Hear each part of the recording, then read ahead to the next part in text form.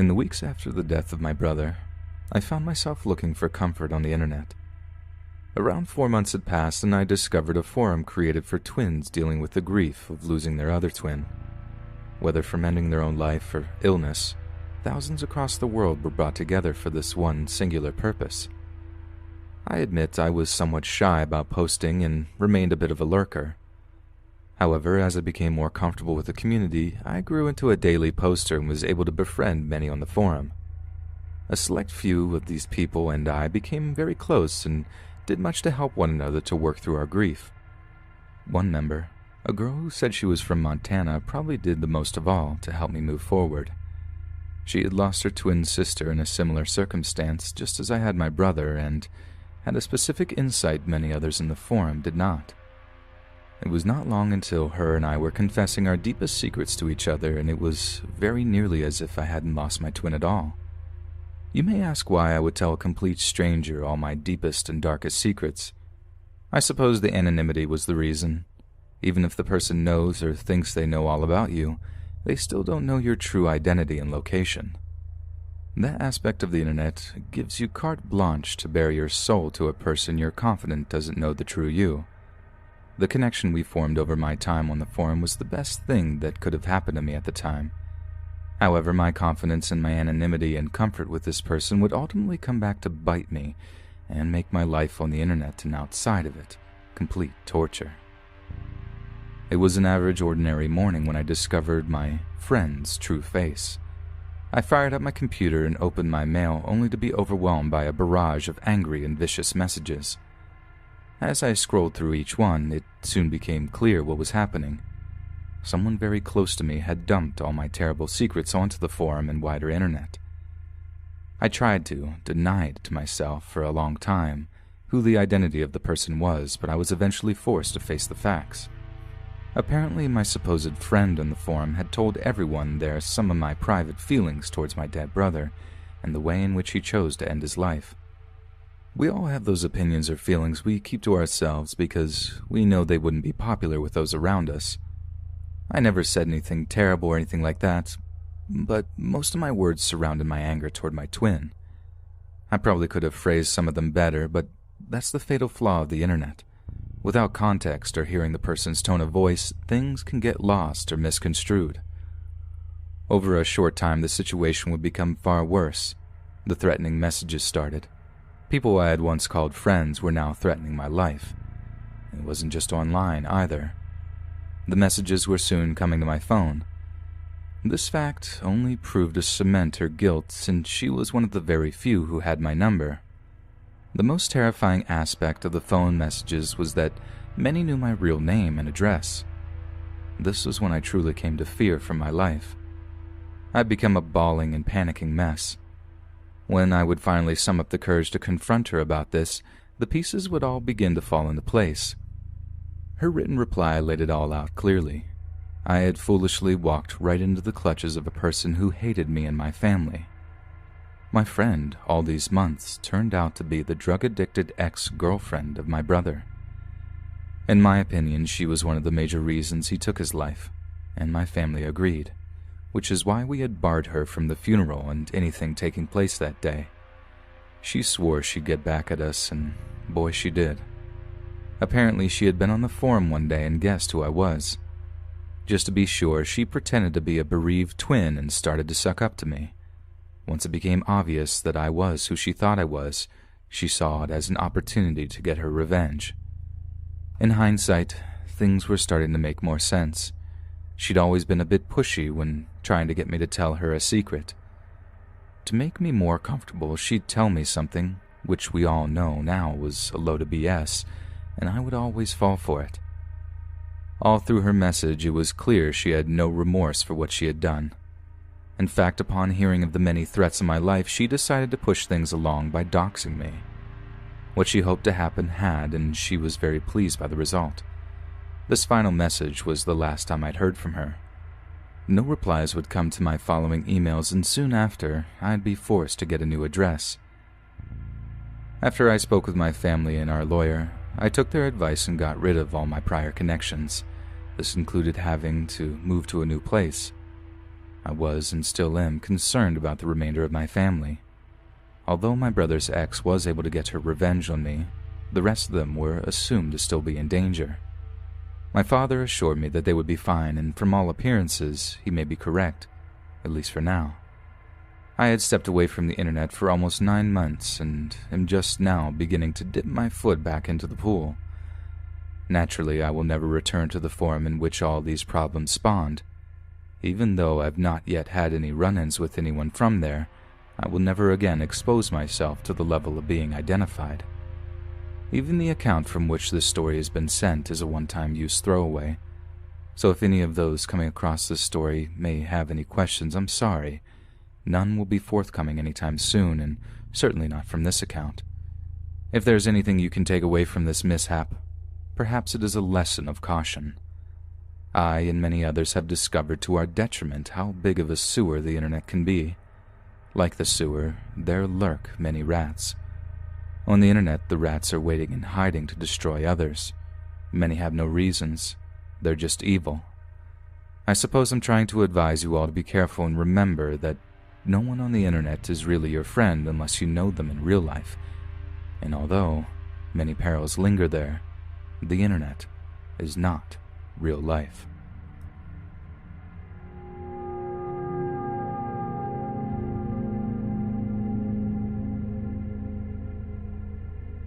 This happened a very long time ago. I just turned 13, and as ashamed as I am to admit it, I was head over heels in love with Justin Bieber. Although it's plain as the nose on my face now that he's the king of cheese, back then I was convinced I was going to be his wife, and nobody was going to tell me otherwise. Due to my blind allegiance to the Biebs, I would comb the internet on a daily basis in search of pages or forums about him. I was overjoyed the day I discovered a new forum that alleged to be the official Justin Bieber forum. Of course, I would join right away and began making posts pledging my undying love for him. Within a matter of months, I became one of the top posters. This honor was beginning to make me feel somewhat popular within his fandom. However, like most other young people, I was growing bored with the same names and starting to search for a new place dedicated to my beloved Justin. A few days of Yahoo searches led me to a relatively new forum with a chat room. Once again, I joined up as fast as I could and started looking for folks to talk to. The first few weeks, the room was almost dead. This didn't bother me, though. I saw it as a chance to be in at the ground floor of something new and even maybe get the attention of Justin himself. The following weeks showed a great amount of growth in the forum, and boatloads of fans soon began to pour in. I would welcome the new members one by one and thought of them all as my friends. One girl and I began chatting and became besties in no time. After talking back and forth for a few months, we discovered that I lived in the next town over. Since we were the two biggest Bieber fans, it was only logical we should meet. So, on a Sunday morning in August, I badgered my mom into taking me to a park on the edge of town to meet my best friend. I tried to get my mom to drop me off and leave, but she wouldn't. I was so worried she was going to embarrass me. After all, my friend, we'll call her Zoe, assured me she lived nearby, and her mom could bring me home. Mom wasn't having it, and I'm so very thankful she wasn't. The plan was for us to meet at a picnic table in the far end of the park. Zoe said it was just a few yards from her door, and she'd walk over when she saw me arrive. I sat at the table and waited. About 5 minutes passed before I was approached by a middle-aged man. He asked me my name, and I hesitated to answer. So, he quickly explained that Zoe had sent him to get me. She was unable to come over right then, but if I followed him, he'd take me over to the house. I had no reason to not trust him, but something about him scared me. I told him I'd wait, but he continued trying to convince me. As he started to get closer, I began stepping backwards. The look on his face became wilder and wilder with each step. I finally gave up on the pretense and blurted out that I didn't believe him. Once this was said, his eyes bulged out and he lunged and tried to grab me. I let out a scream and continued moving backward, now at a faster pace. When I was sure I had enough space, I turned and ran for my mom's car. The distance between the table and the car seemed like a mile. I could hear him running behind me, and he was getting closer by the second. When I caught sight of our car, I began screaming for my mom as loud as I could. If I could make it to the car, I was sure I'd be safe. I was about 50 yards from the car, and my mom got out and began running to me. She had the most terrified look I'd ever seen on her face. We met one another a few steps from the car, and she grabbed me and began asking me what was wrong. I turned around to show her, but the strange man was gone. A feeling of relief washed over me. I turned back to her and attempted to explain what had just happened. It's a miracle she understood a word, but she listened intently and led me back to the car. From there, we drove directly to the police station down the road, and I told the police the whole story.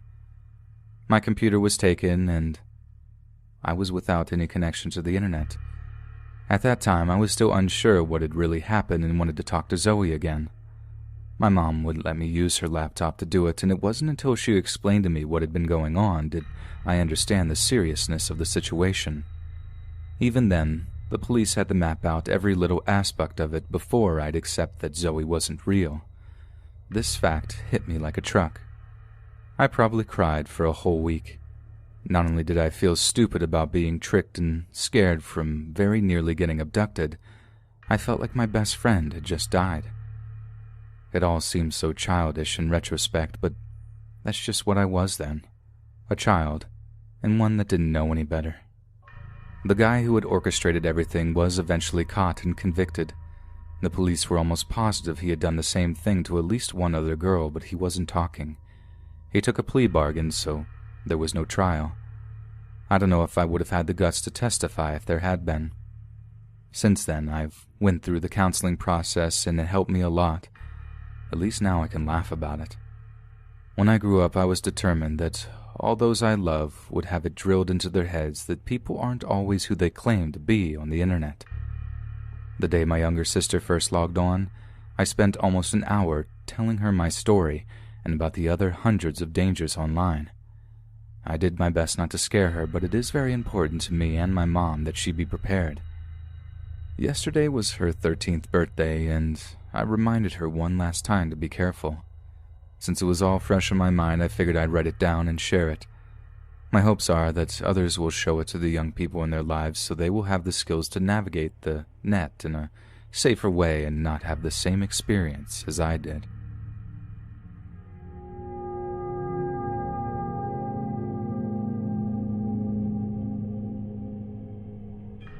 Tracy Blair was the oldest of 3 born to Tony and Kirk Blair. By all accounts, the girl was a happy and friendly child, as was her home life. The fast-growing family had just recently moved to a larger and more modern home across town, and Tracy was said to be somewhat saddened by the move and feared she would lose all friends she'd made. However, once it became apparent most would stay in contact, her attitude would change for the better. Although she was able to keep most of her older friends, she didn't hesitate to make new ones online. Her experience with the internet had just begun, and many of the hazards that went along with it would need to be learned quickly. Despite her innate suspicion of strangers, the girl was still young and trusting of those around her age.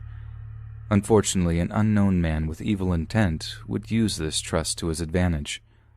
On a foggy morning in 2015, Tracy would disappear from her home, never to be seen again. From what is known, she had recently been in contact with someone posing as her 18-year-old boyfriend. They had been chatting back and forth in Japanese animation chat rooms, and the boy was doing his utmost to get Tracy to meet him. The chat logs show that she was very reluctant to do so. Multiple times she tried to express upon him the seriousness of the situation, especially as to her age. Tracy was barely 14 at the time and well aware of the legalities surrounding any relationship they may have. The young girl seemed to be more interested in making friends rather than anything more intimate, but he didn't appear to be catching on to her signals. By November, his many months of badgering had finally paid off. Tracy agreed to meet with him early that morning prior to leaving for school. She believed her parents would be none the wiser, and she turned out to be right. The young girl obviously had no idea what laid ahead of her. Everything she held dear, except her cell phone, was left behind, so any talk of her running away could be discounted. Thousands of hours of police work have gone into the investigation, and despite having a long trail of chat logs between her and the unknown boy, The computer forensics team are still no closer to tracing his name or location. The team doubts many 18-year-olds would have the extensive computer knowledge this individual appears to have, and are going with the assumption it was an older male. This theory is supported by a similar case in which an unknown middle-aged man had been posing as a teenage male. This man had also convinced another teenage girl to meet with him. On the day of the meet, he had attempted to abduct the girl, but a family picnicking nearby heard the girl's screams and drove the man away. The man was able to escape and is still at large as of the time of this writing. The similarities between the two cases have convinced authorities that Tracy was likely the victim of this same perpetrator. How many other young females have fallen for this ruse is unknown. However, what can be almost positive of is that he, or those like him, may be online attempting to gain the trust of another child this very minute. So I please ask all of you to educate your children on the dangers of the web and monitor their contact online. They also want it to be known that they are still working diligently on Tracy's case and hope she will be found safe very soon. In the meantime, the safety of your own children should be foremost in your mind. If you have any information about Tracy's disappearance, detectives ask you to contact your local law enforcement officials.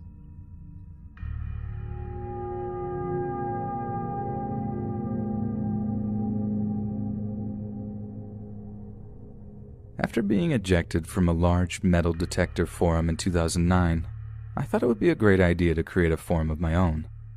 So a few months later I did just that. Unfortunately, the lifespan of my baby wasn't that long. Finally closed up shop around the end of 2013, but it managed to attract a decent number of people and even a few relatively well-known members. While I would eventually make a good few friends from the endeavor, on one particular evening, I got a private message from a man I wish I'd never met. The man who called himself Oscar contacted me in the early spring of 2011. He had been a member of the forum almost since its inception and sounded like a nice and knowledgeable guy.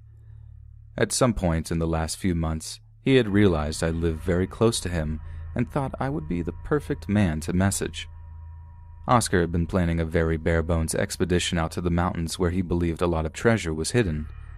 I guess because of my connections and experience of the local hills, he felt I could benefit him in being the second member of the trip.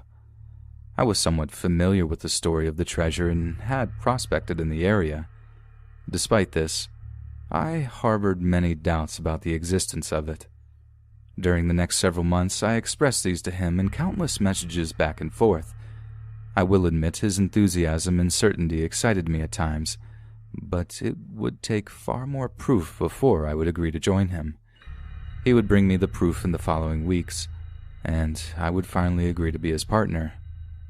A month later, after the rains had completely ceased, we drove away from town and, hopefully, into the arms of a lot of treasure.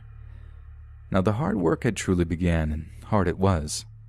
Day after day we toiled in the dirt, digging and moving massive rocks only to uncover nothing. It took a while before we would realize we had read the map wrong and had reversed course. The hiking was far harder than it had been in the past, and with no real obvious clues, I began to lose hope. Then, out of nowhere, we stumbled across a whole new mystery. We'd been hiking all day and were looking for a good place to camp when Oscar stepped into a small hole that turned out to be a lost mine.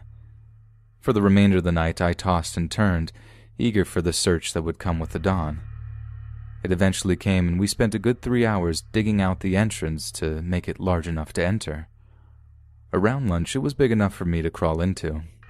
I did so for a good 50 feet, when it opened up into a larger room about knee-high. As I shone my light around, I came to realize it had been cleaned out long ago. This wasn't the first time I'd had the same experience, but I promise it never gets easier. I went ahead and knocked off some samples to get assayed and took a few pictures to show Oscar and shimmied back out. As I related what I had seen inside the mine, Oscar's expression grew dimmer and dimmer. Even after handing him the samples, he appeared to be angry at me. It wasn't that big of a deal, really. After all, we still had the treasure to find.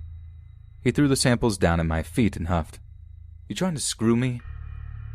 The scowl uncovering his teeth as he said it. I know what this is. You're trying to trick me and come back for it, so it's all yours." As the last words dropped from his mouth, his right hand moved towards his pistol. I glanced up to his eyes, hoping to measure his seriousness. They had morphed from a bright blue to almost black. He wasn't joking. Any bit of saliva I'd once had in my mouth was gone in an instant, and I could feel my body begin to tremble. I was surely seconds away from death. There was a .45 strapped to my belt too, but I was far from a shootist, and he had the drop on me. The best I could hope for was to talk my way out of it. "Oscar, I promise I have no intention of doing anything like that." I couldn't stop the stutter in my voice. My hands fumbled for my phone. Look, I took pictures." His hand tightened on the grip of the pistol, but he held his jaw. I handed him the phone, almost dropping it at least once. He stared at the screen intently for several minutes in complete silence, occasionally flipping from page to page. I didn't dare move or speak as he did so. However, my eyes stayed glued to his gun hand the entire time while I said a silent prayer. My hope was that he had as much experience as me and would know the mine was played out. When he did finally speak, I jumped slightly because I was so focused on his gun. "All right, Wayne. It looks like you may be telling the truth. From these pictures, it looks to be cleaned out, but if I come back here and see somebody's been digging, I'm going to track you down and put a bullet in you." I did my best to hide my relief. He handed me my phone and we headed down to the mountain. I was overjoyed to be leaving. As we descended, I kept my eyes fixed on his pistol, just in case he'd try to catch me off guard. No more words were exchanged between us. Once my car came into sight, I hustled my tail as fast as my legs would carry me, but never let him get behind me. I hightailed it out of there, happy just to be getting out of the mountains alive and having long forgotten anything to do with treasure. It was clear I was never going out with that crazy man again. I'd always read old stories about how prospectors would get gold fever and kill each other, but never believed I'd be put in the same predicament. Oscar did try to connect with me a few times more, but after what happened the first time, he had to know I'd never be able to trust him again. The chance he was trying to lure me out to him so he could kill me was too high. Thankfully, I'd forgotten to give him my address. At least I could check the mail without carrying a gun with me, I'd hoped. In the years since this happened, I've been out and about detecting for this and that, always looking out for my old partner over my shoulder. Since I shut down the forum, I've taken to lurking around, never posting any information that may let him know who I am or if I'm still alive. Occasionally I come across one of his posts and move along, but the most recent of his I saw caused me to shudder when I read it. It appears he's on the search for a new partner to accompany him on his next treasure hunt. For a long moment I thought about posting a warning or at least telling of my experience with him in the mountains, but I decided against it. I've stayed safe all these years, keeping my head down, and never believed in poking a sleeping bear. I can only hope his posts go unanswered. I don't know if I could live with the knowledge that I could have prevented a tragedy and chose to stay silent.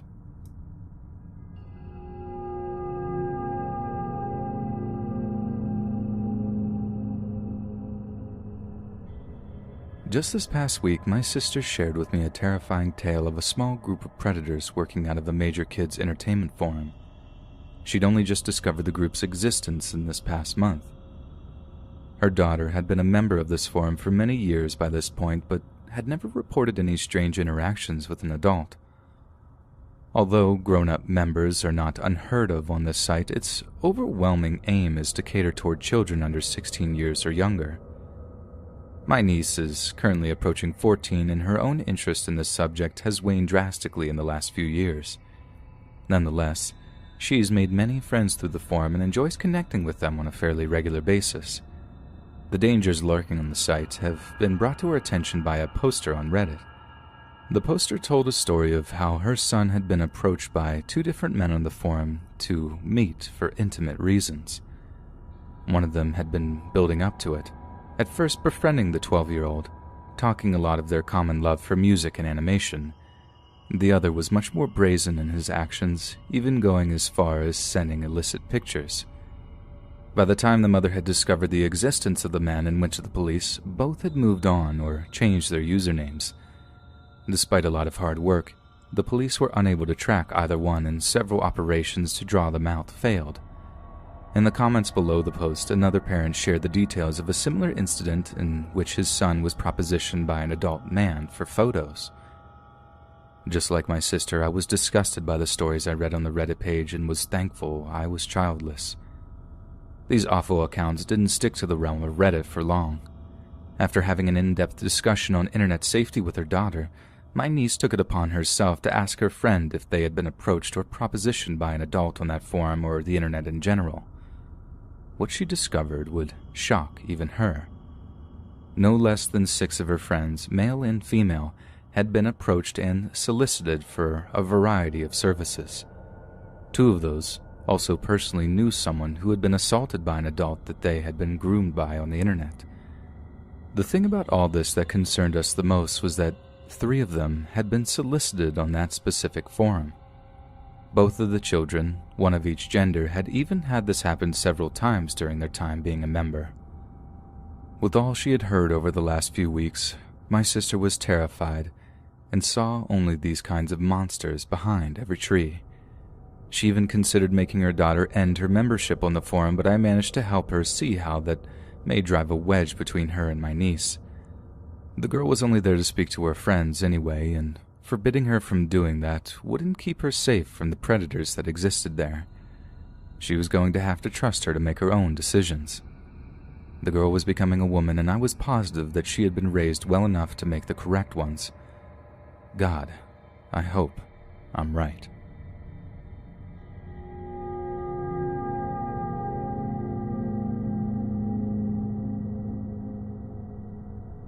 Every once in a blue moon, I like to log on to the deep web and search for weird and strange things. In general, it's a relatively tame place. All the stories you hear about red rooms and hitmen are bull 99% of the time, and these sites you see covered on YouTube are just FBI and other various law enforcement agencies' honey traps set up to capture criminals and stupid kids looking to score online. The majority of the trafficking taking place on the deep web these days is insiders leaking information to journalists and pervs sharing lewd photos of kids. Yes, there are many other uses for it, but the virtual anonymity of the platform allows these behaviors to thrive. I would like to make it clear I wholly support whistleblowers having a safe place to pass on information they might have, by the way, but obviously not the illicit stuff that people do on there. And the story that I'm about to share occurred in my early days surfing the deep web. I had heard all the stories and was eager to see how real they were. Like others, I was a little disappointed in what I'd found. The raciest place I'd come across was a picture and video forum that was heavy on the adult stuff. I guess the best description of it is a deep web ex-hamster crossed with LiveLeak. Everything was allowed as long as it was legal. So the kid stuff was banned, thankfully. The adult videos were the main reason I was there, I'm not gonna lie. A lot of the other members traded their homemade videos and pictures between one another, and I enjoyed checking those posts out. Most of the modern mainstream adult movies are a little degrading to the actresses, but I discovered the amateur stuff was not. Pretty vanilla, actually. This made them much easier for me to enjoy. It may have been my 3rd or 4th time I'd visited the site when I got a private message from another member. I wasn't sure why he chose me or even how he knew I was there at the time, but I read it anyway. He said he was a moderator and noticed I'd visited multiple times but had not shared anything. Apparently the sharing thing, while not required, was highly encouraged. He wanted to know if I had anything to share, basically. I've never been the kind to film myself doing it. However, I didn't want to cause any trouble. After thinking about it for a minute, I remember I had a few photos of my ex-girlfriend's older sister she had sent me. Don't ask. And so I sent those. 30 minutes later, he sent a second message. He sounded pleased with the pictures and had a few files I could download. Despite being grateful, I was a tad bit leery of downloading something from a stranger, but my curiosity got the best of me. The first few videos were pretty average yet enjoyable. However, the next was a bit unsettling. It was a guy slapping his female partner over and over and then choking her with a length of rope. I skipped that one completely and moved on, but the next one was even worse. The video started with a close-up of a woman's leg wearing a spiked high heel. Then it pulled away to show a kitten laying on the floor. This confused me for a second, but then the woman raised her leg and stomped on the kitten. I spent the next several minutes weeping uncontrollably. Being a massive animal lover, this kind of garbage horrifies me. Call me a child all you want, but there was nothing appealing about this. The tears eventually gave over to sheer anger, and I sent a venom-laden message to this idiot voicing my distaste for his joke. I let my anger get the best of me, and I foolishly threatened to send them to the cops. Looking back on this now, it was an empty threat. The cops wouldn't likely be able to find the guy or really care.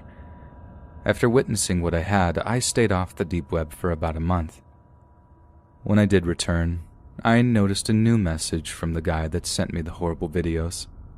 I was reluctant to read it at first, kind of wanted to move on and put it behind me, but another part of me wanted to see his justification for thinking I'd like that garbage.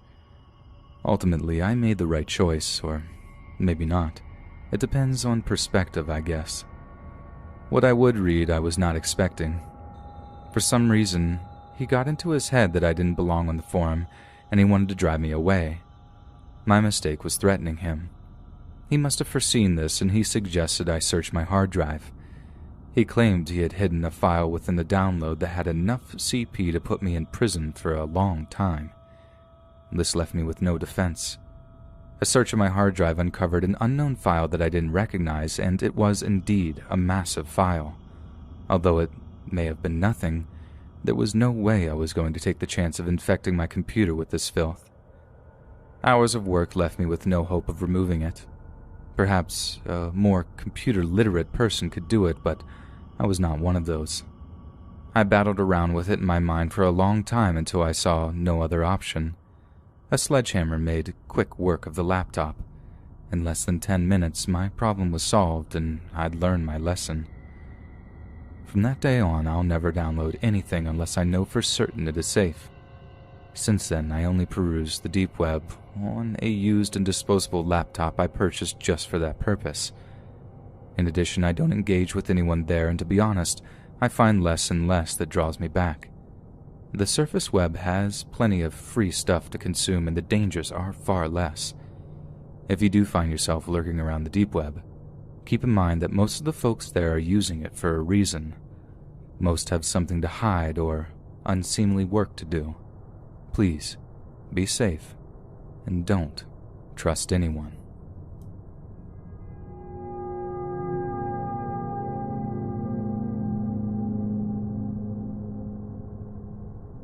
Sometimes the things we say to others can come back to haunt us.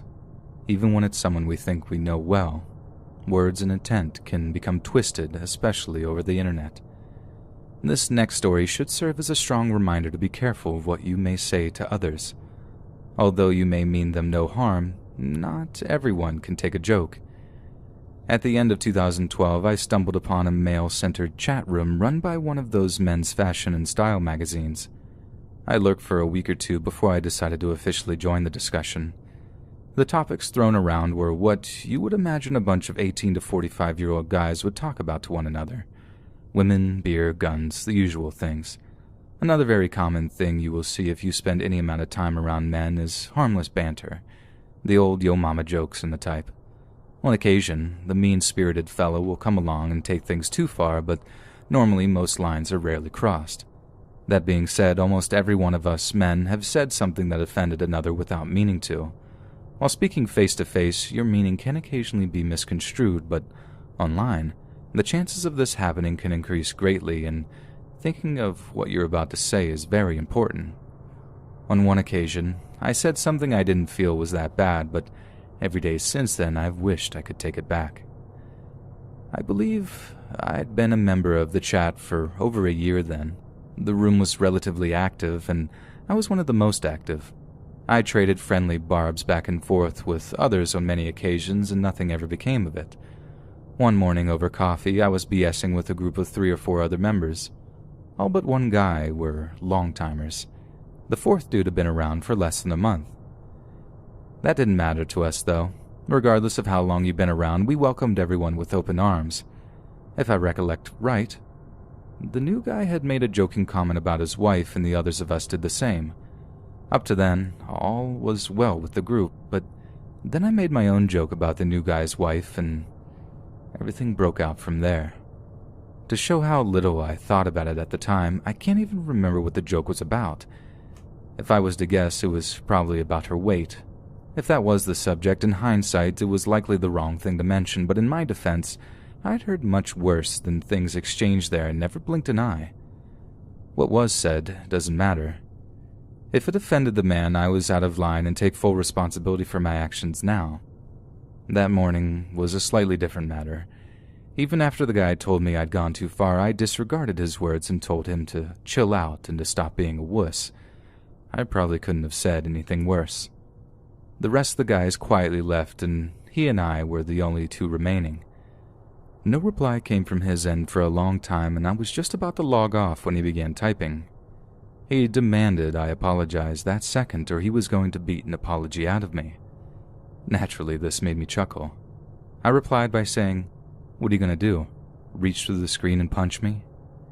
I still hate myself for being such an a-hole. "I don't have to, jerk off. I know exactly where you live, and to make sure you're paying attention, I know your kids' names and what school they go to." Now, I was beginning to get angry myself. Threatening my children was way overboard. This made my response to him cruder than usual. I confidently called his bluff. To my surprise, he wasn't bluffing. He would follow by typing out my full address, including my children's full names, birth dates, and schools. He wanted my full attention, and he most certainly had it. I'd never been so terrified in my life. Just to drive his point home, he added by telling me that he lived in the next town over. Even if he was lying about that, I wasn't going to risk it. My reply to him was perhaps the most thought-out apology I'd ever given someone, and be sure I meant each and every word of it. He made me wait several minutes before he answered. I was beginning to pull my hair out. The relief I felt after reading it was indescribable. "Okay, I accept your apology. Let this be a lesson to you. You never know who you're talking to and what they may know or are willing to do to get back at you." By this point, I was so spent from the shock of the last half hour, I could only answer with a thank you. I could only hope he meant what he said and my family was safe. In the end, my apology would have never been made if I was the only person in danger. He could come over and do his best to whoop me, but the second my family became a target, no matter how mad it made me, I had no other option. You have to believe any man angry enough to threaten another's kids is crazy enough to carry them out. That's never a thing you should wager on. Moving on to this last year, my family and I were at the local Irish festival having a great time. My run-in with the guy from the chat room had faded from my mind. My daughters were at a booth getting their faces painted, and I was sitting nearby taking a break with a beer. My wife was waiting in line for some snacks. I was sitting alone, taking in the wonderful smells and sounds filling the air. Out of nowhere, a uniformed cop drops down next to me on the bench and says hello. I thought nothing of it and said hello back. "Brent wanted me to let you know that he may have forgiven you, but he hasn't forgotten. He pointed you out to me and asked I pass on the message. We police take care of each other, you see. Have a fun day." The cop stood up and quietly walked away. I was struck dumb. Not a word could form in my mind. I helplessly scanned the crowd, looking for what I didn't know. My daughters and wife carried on, clueless as to what had just occurred. I spent the remainder of the day constantly looking over my shoulder while trying to hide my fear from them. A day hasn't gone by since that I haven't been on guard. This year's festival is soon approaching, and my daughters are highly anticipating it. My instincts tell me not to go, but doing that would only draw questions I'm not ready to answer. More than likely, I'll be spending this weekend there, searching the faces of every strange man and police officer, wondering if my family is safe to enjoy themselves. I can only pray that his anger has cooled over time, and last year's talk was nothing more than a gentle reminder to be kinder to my fellow man. Hey friends, thanks for listening. Be sure to subscribe and click that notification bell to be alerted of all future narrations. If you got a story, be sure to submit them to my subreddit, r/Let's Read Official, and give and receive feedback from the community, and maybe even hear your story featured on the next video. And join my Discord to interact with me and other listeners directly. If you want to support me even more, grab early access to all future narrations for just $1 a month on Patreon, and maybe even pick up some Let's Read merch on Spreadshirt. And check out the Let's Read podcast, where you can hear all these stories in long compilation form and save huge on data, located anywhere you listen to podcasts. Links in the bio. Thanks so much, friends. And remember to always kiss your homies goodnight.